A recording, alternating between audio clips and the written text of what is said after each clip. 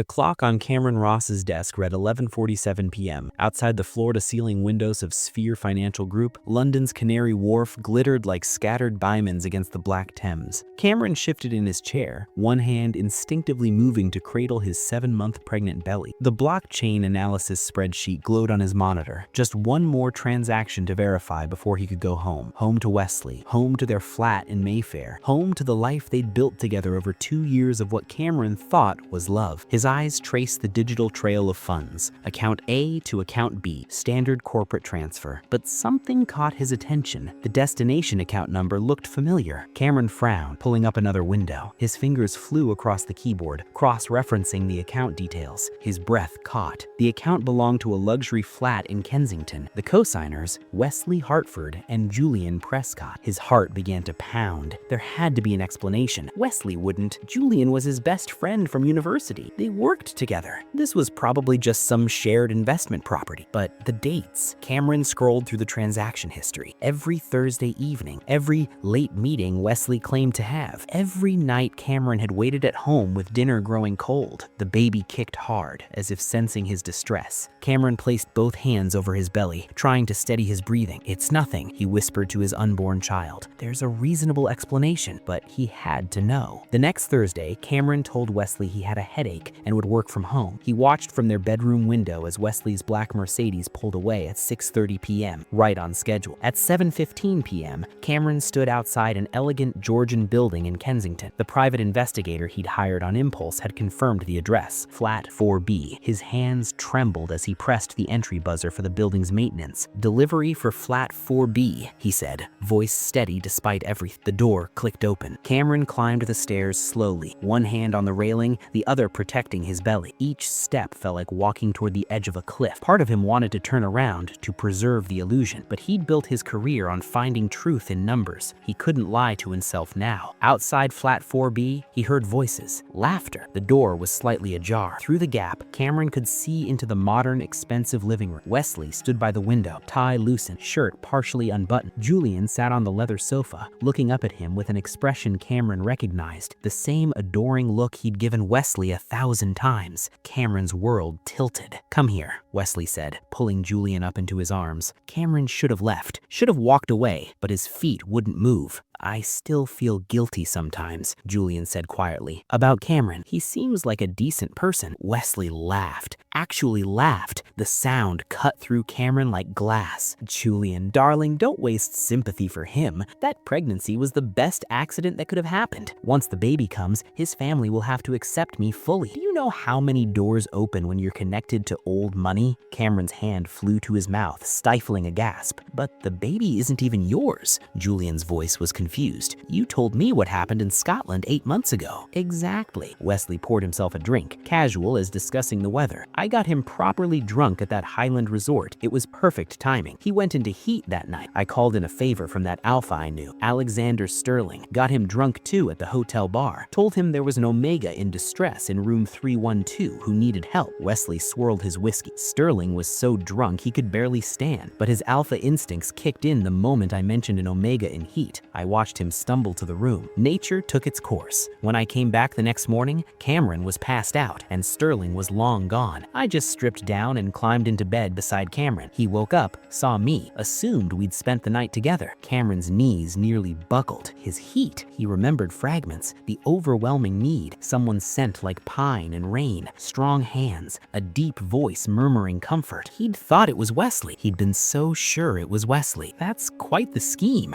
Julian said, sounding impressed despite himself. "That's called strategy." Wesley pulled Julian closer. "I've been building this for 2 years. The marriage, the respectable Omega husband, the baby that Sterling doesn't even know is his. It's all part of the plan. Cameron's family connections will take me straight to the top. I'll make partner by next year, guaranteed." "And Sterling never suspected?" Julian asked. "Why would he? He was blackout drunk." probably doesn't even remember that night. And even if he did, he doesn't know Cameron's name or that there was a pregnancy. Perfect crime. The baby kicked violently. Cameron stumbled backwards, his back hitting the hallway wall. The water bottle he'd been clutching slipped from his fingers, hitting the carpeted floor with a muffled thud. Inside the flat, the voices stopped. Cameron ran. He made it down the stairs, through the door, into the cold London night. He kept moving until he reached his car 3 blocks away, parked where they wouldn't see it. Only then did he collapse into the driver's seat and let the tears fall. His phone buzzed. A text from Westley. "Working late tonight, darling. Don't wait up. Love you and our little one." Cameron stared at the message. The baby wasn't Wesley's. The baby was Alexander Sterling's, a man who'd been manipulated just as cruelly as Cameron had been, a man who had no idea he had a child on the way. Another kick from within, stronger this time. Cameron placed both palms over his belly, trying to steady his breathing. "I'm sorry," he whispered to his unborn child. "I so brought you into this, but I promise you, baby, I will protect you, and I will make him pay for everything, and I'll find your real father.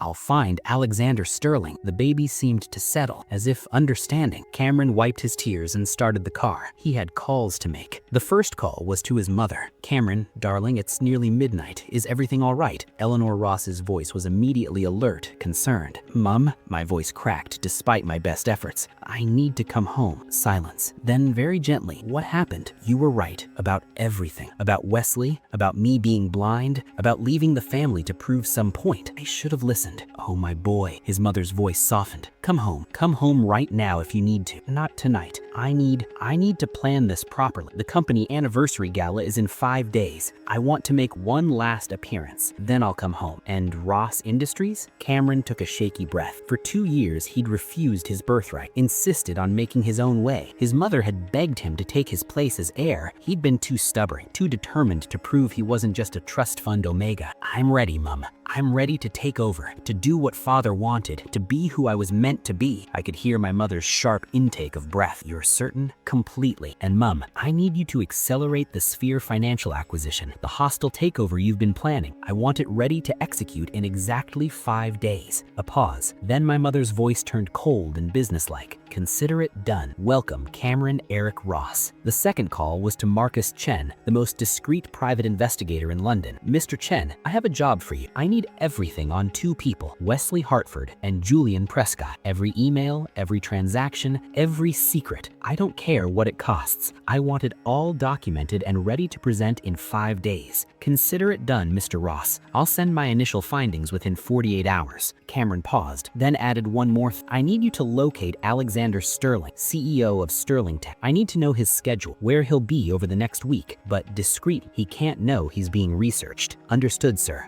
The third call was the hardest. Cameron sat in his car for 20 minutes, staring at the contact name before pressing dial. "Dr. Reeves, I'm sorry to call so late. It's Cameron Ross. I need to ask you something about my pregnancy." The obstetrician's voice was professional but warm. "Of course, Cameron. Is everything all right? Is the baby okay?" "The baby's fine. I need to know if there's any way to determine paternity before birth safely." A careful pause. "There's a non-invasive prenatal paternity test, completely safe.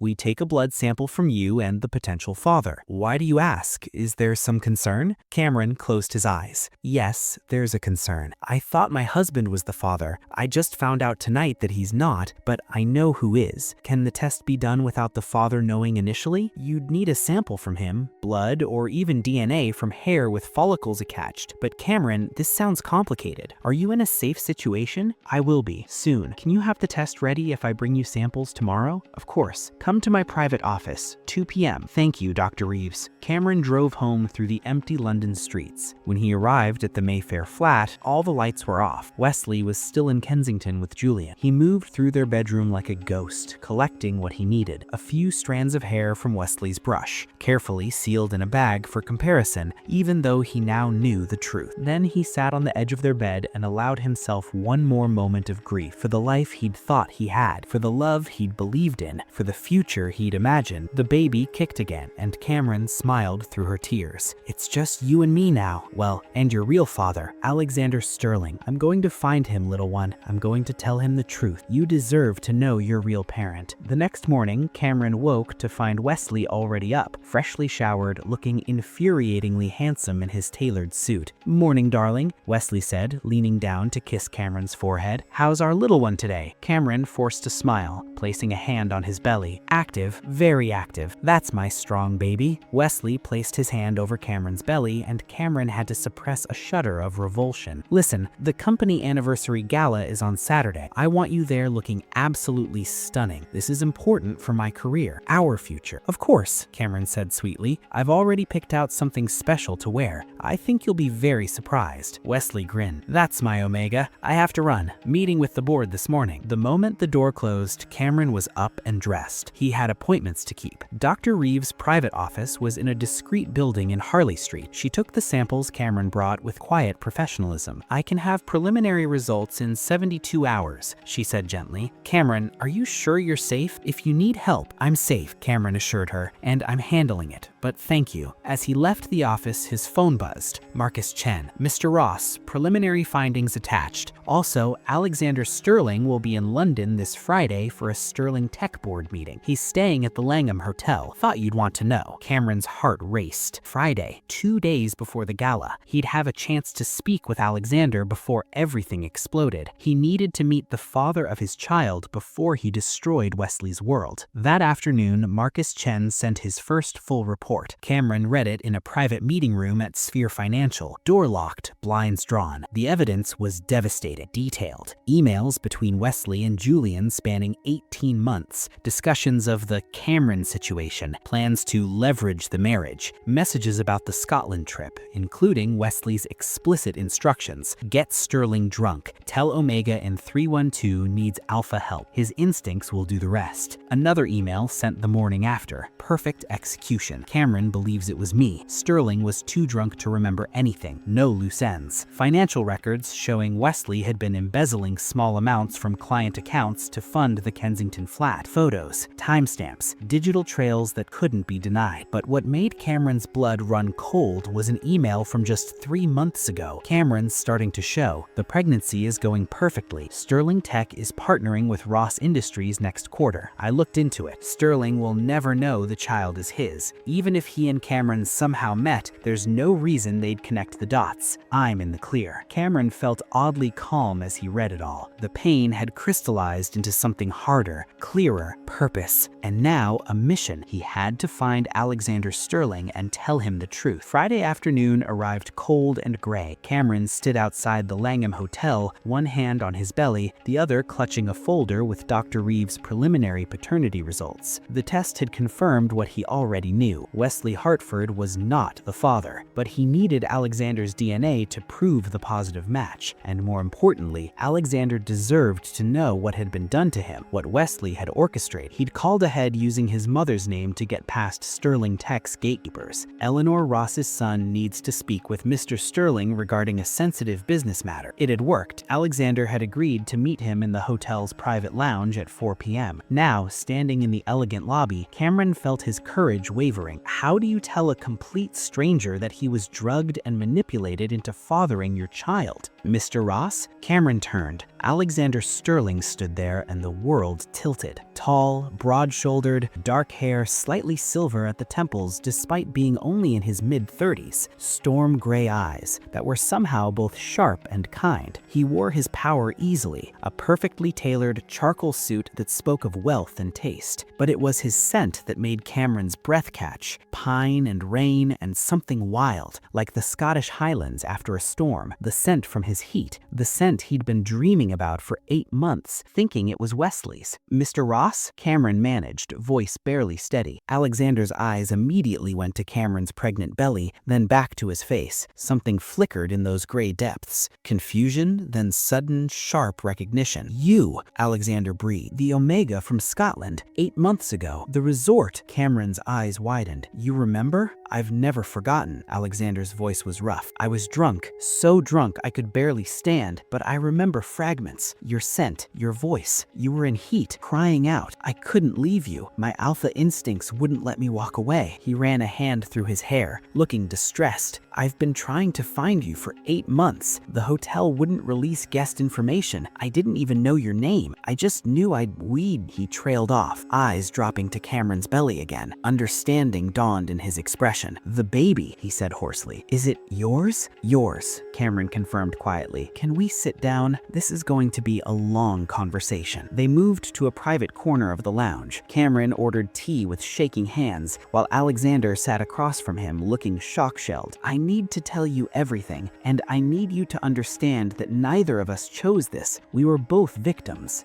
He told Alexander everything about Westley, about the manipulation, about how Westley had gotten Alexander drunk and deliberately sent him to Cameron's room, knowing an Omega in heat and an intoxicated Alpha would be unable to resist biological imperative. "He planned it," Cameron said, voice breaking slightly. "He planned for you to get me pregnant so he could claim the child as his and use my family connections. He drugged us both and used our biology against us." Alexander's hands clenched into fists on the table. "That bastard, that absolute." He stopped, visibly controlling himself. "I'm so sorry. Cameron, I'm so sorry. If I'd been sober, if I'd known what was happening, you have nothing to apologize for," Cameron said firmly. "You were manipulated just like I was. Westley is the only one responsible for this." Alexander's eyes were bright with barely controlled rage. "Where is he now?"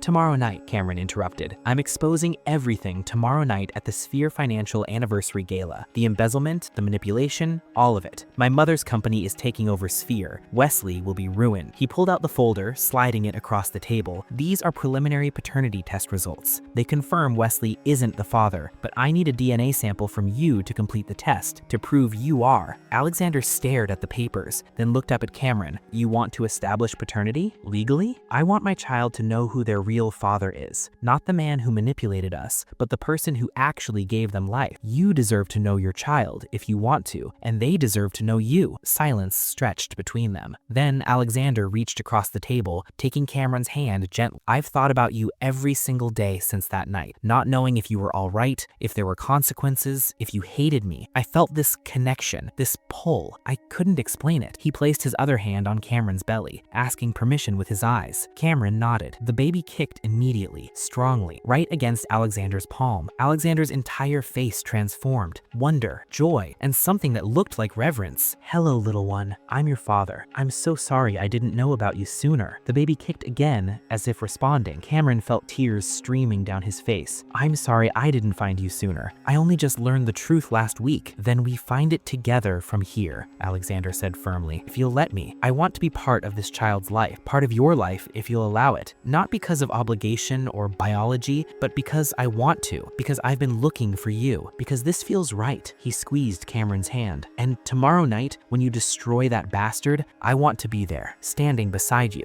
Cameron smiled through his tears. "I'd like that." They spent the next 3 hours talking about the pregnancy, about their lives, about what came next. Alexander gave a DNA sample on the spot, a simple cheek swab that Cameron would take to Dr. Reeves. By the time they parted, Cameron felt lighter than he had in months. He had an ally, a partner, and his child would know their real father. Saturday morning dawned clear and cold. The Sphere Financial Anniversary Gala would begin at 7 p.m. at the Gherkin, one of London's most prestigious venues. Cameron dressed carefully, a tailored white suit that had been custom-made to accommodate his pregnancy. It was elegant, powerful, and impossible to ignore. His belly was prominently displayed, but somehow the cut made him look strong rather than vulnerable. He looked at himself in the mirror. His reflection showed a different person than the one who discovered the truth 1 week ago. That Cameron was soft, trusting, naive. This Cameron was steel wrapped in silk. His phone buzzed. His mother. "Everything is in place. The board votes at 9 p.m. tonight. By 9:15, Ross Industries will own 51% of Sphere Financial. Are you ready, my son?" Cameron typed back, "Born ready, Mum." Another text, this one from Alexander. "I'll be there at 7:30. You're not facing this alone." Cameron smiled. Westley was already at the Gherkin, having gone early to network. Cameron arrived at 7:30, fashionably late, making an entrance. Alexander was waiting waiting in the lobby, devastating in a black tuxedo. He offered his arm, and Cameron took it gratefully. Heads turned as they walked through the crowded reception hall together. Whispers followed them. The pregnant Omega husband of Westley Hartford, escorted by Alexander Sterling, one of London's most powerful alphas. Westley appeared immediately, confusion and displeasure crossing his features when he saw Alexander. "Cameron, darling," Westley said, voice tight. "Mr. Sterling, how unexpected a pairing." "Alexander is a family friend," Cameron said smoothly.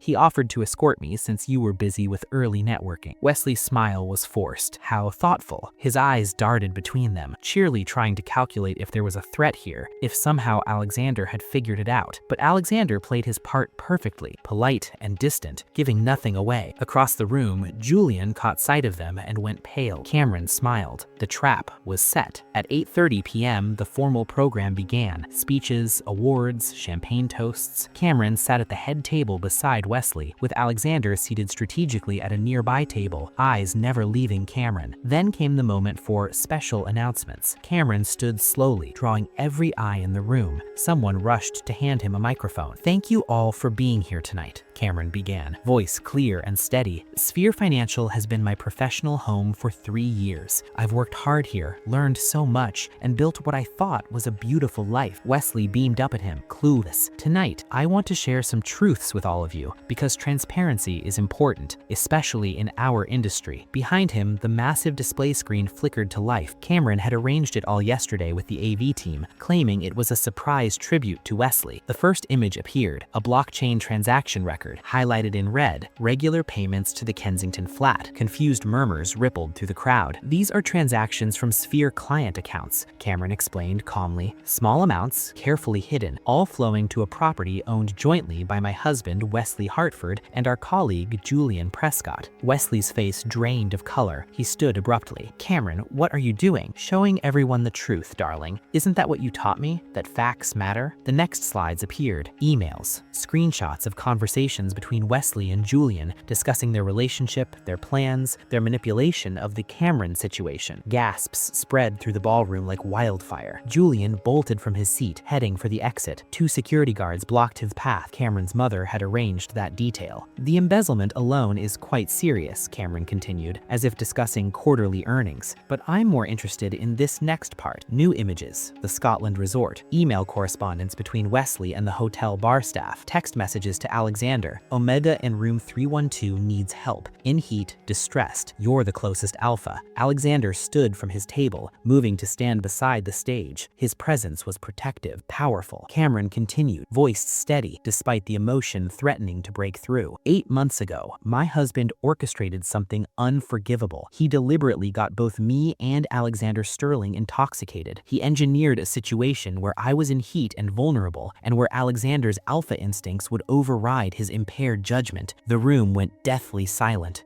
Westley sent Alexander to my room, knowing exactly what would happen. Then he returned the next morning and made me believe he'd been the one with me all night. Westley lunged toward the stage. "This is insane. You're making this up. The pregnancy hormones have made you delusional." "The pregnancy," Cameron said coldly, pulling out a document, "that resulted from Wesley's careful planning." He held up the paternity test results. "These are official paternity test results, conducted by Dr. Sarah Reeves, certified by 2 independent laboratories. Westley Hartford is not the biological father of my child." Gasps turned to shocked exclamations. Cameron looked directly at Alexander, who stood tall and steady beside the stage. "Alexander Sterling is the father. He didn't know. For 8 months, he didn't know he had a child on the way because my husband manipulated both of us and stole that knowledge from him." Alexander's voice rang out, clear and furious. "I was drugged, manipulated, used as a tool in Wesley's scheme, and an innocent child was created through deception." Wesley's face twisted with panic and rage. "You can't prove any of this. It's circumstantial. You're both trying to destroy me." "Oh, I can prove all of it," Cameron said quietly. He pulled out a thick folder. "Every email, every transaction, every text message, including the one where you explicitly wrote, and I quote, 'Sterling was too drunk to remember. Cameron thinks it was me. Perfect execution. No loose ends.'" The screen behind him displayed the email in question, blown up for the entire ballroom to read. The room erupted. Cameron's mother stood from her seat near the back, tall, elegant, unmistakable in her bearing.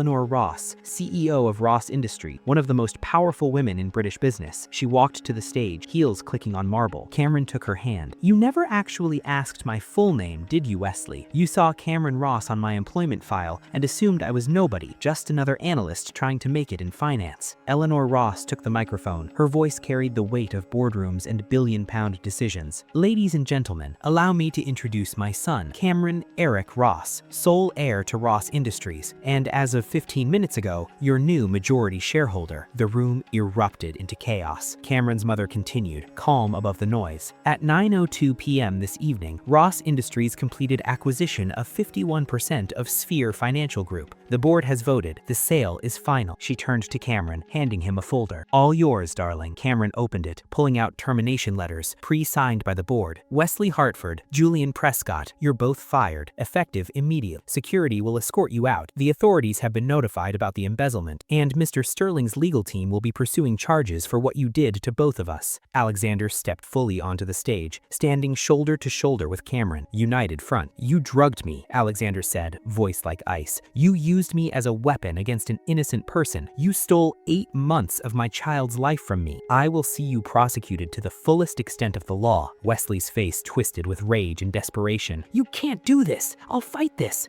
You'll do nothing," Cameron said quietly, "because every piece of evidence is documented, legal, and irrefutable. You played a game, Wesley. You just didn't realize who you were playing against." Security moved in, taking both Wesley and Julian by the arms. As they were led away, Wesley turned back, one last desperate attempt. "Cameron, please, I love you. The baby can still be ours. We can work this out." Cameron placed both hands on his belly, where the baby kicked strong and certain. Alexander's hand covered his, protective and claiming. "No, Wesley, you never loved me. You loved what you thought I could give you. And this baby?" Cameron looked up at Alexander, who looked back with fierce devotion. "This baby has a father, their real father, who will actually love them." He watched Wesley disappear through the doors.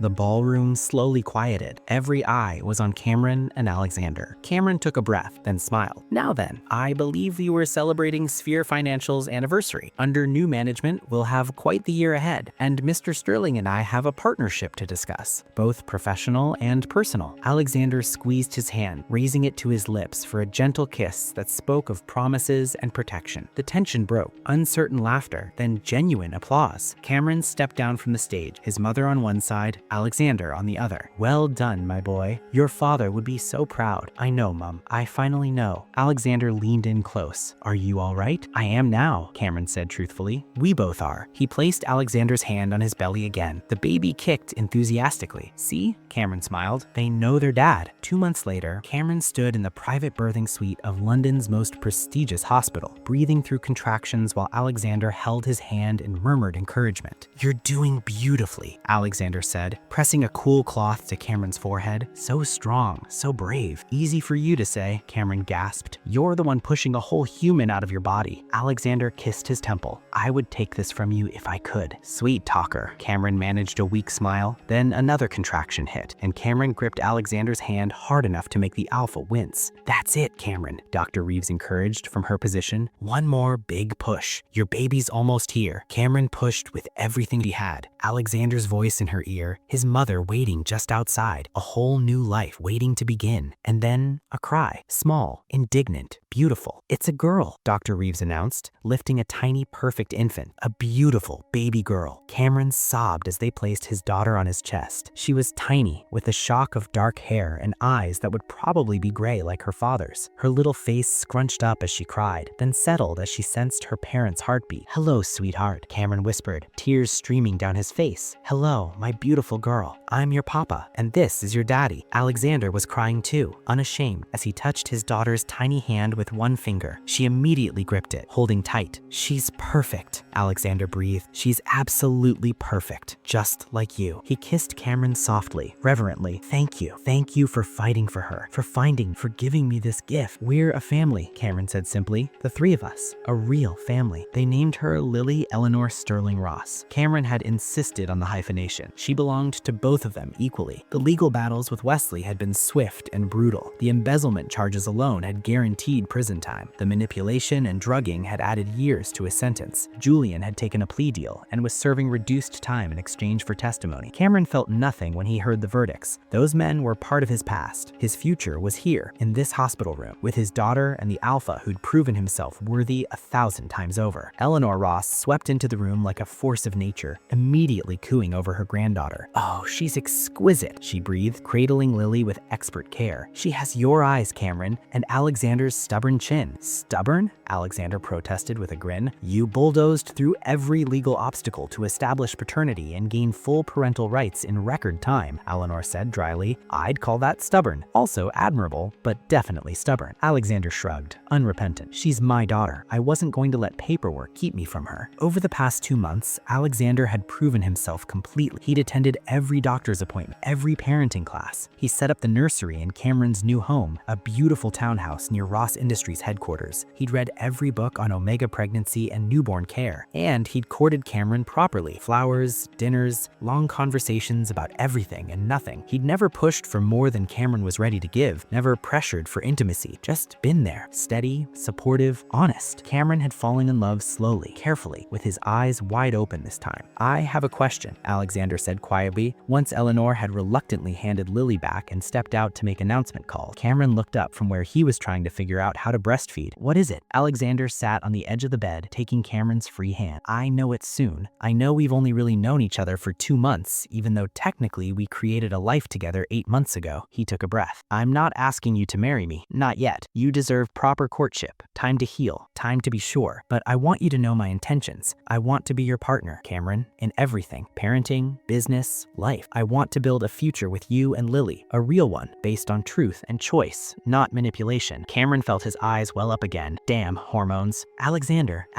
interrupted gently. "I'm not asking for an answer now. I'm just telling you where I stand, where I hope we're heading. When you're ready, if you're ever ready, I'll be here." Cameron shifted Lily carefully, then pulled Alexander down for a kiss. Soft, sweet, full of promise. "I'm already ready," Cameron whispered against Alexander's lips. "You've proven yourself 100 times over. You've shown me what real love looks like, what real partnership is. I want that future too." Alexander's smile was brilliant. "Yeah, Cameron laughed, "but you're right. Let's wait on the official proposal. Give me at least 6 months to recover from pregnancy before you make me cry at some romantic gesture." "Deal." Alexander kissed him again, then Lily's forehead. "My family, mine to protect and love. Ours," Cameron corrected. "We protect each other." Lily made a small, contented sound, as if agreeing. The Ross family estate in the Cotswolds was beautiful in summer. Gardens blooming with roses and lavender, the old stone house warm and welcoming. Cameron sat in the garden, watching Alexander chase their daughter across the lawn. Lily had just started walking last month and was absolutely fearless, toddling as fast as her little legs would carry her while her father pretended he couldn't catch her. "I'm gonna get you," Alexander called playfully, making exaggerated stomping sounds. Lily shrieked with laughter, stumbling toward Cameron and launching herself into his arms. "Papa, save me from the monster," she giggled. Cameron scooped her up, peppering her face with kisses. "I'll protect you, little love. Though I think the monster is actually a very silly daddy." Alexander collapsed dramatically on the grass. "Defeated by love, my only weakness." Lily wiggled down and toddled over to him, patting his cheek with her small hand. "Daddy's silly." "Yes, Daddy is very silly," Alexander agreed, sitting up and pulling her onto his lap. "But Daddy loves you and Papa very much." Cameron joined them on the grass, and they sat together as a family, Lily between them, the summer sun warm on their faces. His phone buzzed. A message from his mother. "Board meeting confirmed for Tuesday. Sterling Ross Industries merger finalized. Your father would be so proud of what you've built." 6 months ago, Alexander and Cameron had merged their companies, creating one of the largest tech and manufacturing conglomerates in Europe. Sterling Ross Industries was their legacy for Lily and any future children. "What are you thinking about?" Alexander asked, watching Cameron with those storm gray eyes that Lily had inherited. "How far we've come," Cameron said honestly. "A year ago, I was trapped in a lie. Now I'm sitting here with my daughter and the man I love, running an empire, completely free." "You freed yourself," Alexander pointed out. "You're the one who had the courage to expose everything, to fight back." "We freed each other," Cameron corrected. He leaned over, kissing Alexander softly while Lily made exaggerated gagging sounds. "Ew, kissing." kissing, Lily declared. Oh, you think kissing is gross? Alexander grinned mischievously. Then you're definitely not going to like this. He and Cameron proceeded to cover Lily in exaggerated kisses, making her shriek with laughter and protest. The sound of her joy, their daughter's happiness, was the sweetest revenge Cameron could have imagined. Not because it hurt Westley. He didn't think about that man anymore, but because it proved that from manipulation and pain, something real and beautiful had grown. A family, a love built on truth, a future full of possibility. As the sun set over the Cotswolds, painting the sky in shades of gold and pink, Cameron Eric Ross sat with his partner and daughter and felt completely, perfectly at peace. He'd found his way home.